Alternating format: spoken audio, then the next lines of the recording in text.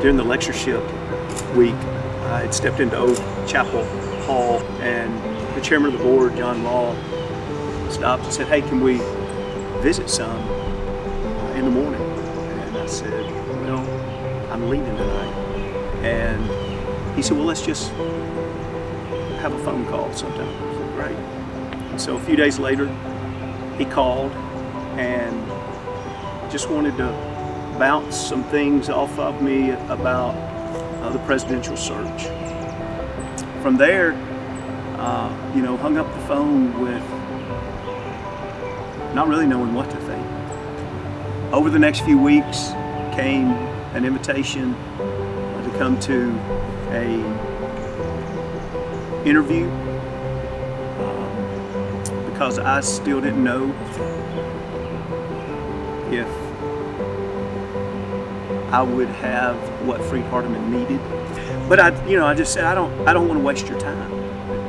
You guys have a lot of people you need to interview, and there's no reason to give a 2-hour block of time to me.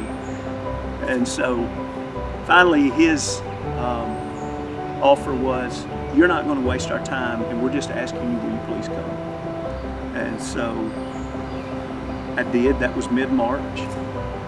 And we had a good visit together, and a lot was about what I believed would be Freed Hardeman's future and vision, and of course it gave me an opportunity to talk about how I love Freed Hardeman and what I believe Freed Hardeman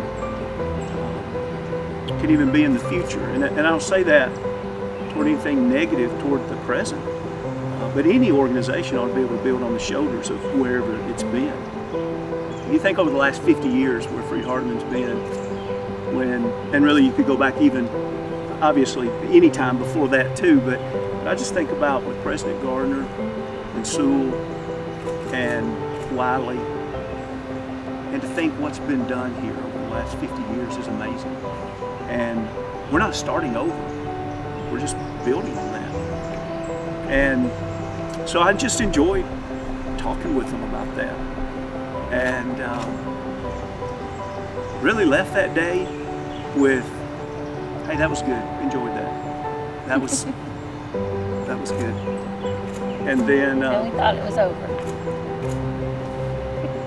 And a phone call came the next week to say, "Hey, we'd like for you to come and be one of 3."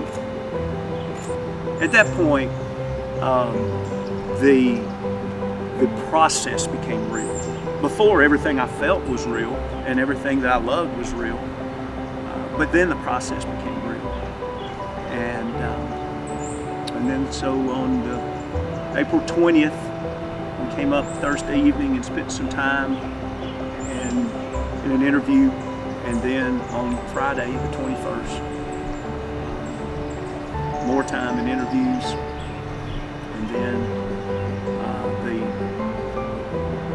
opportunity to be appointed was offered. There's a lot of prayer, though, that we didn't just say, "Oh, this is something that is right up our alley," or anything like that. We had a lot of people praying and us praying a lot.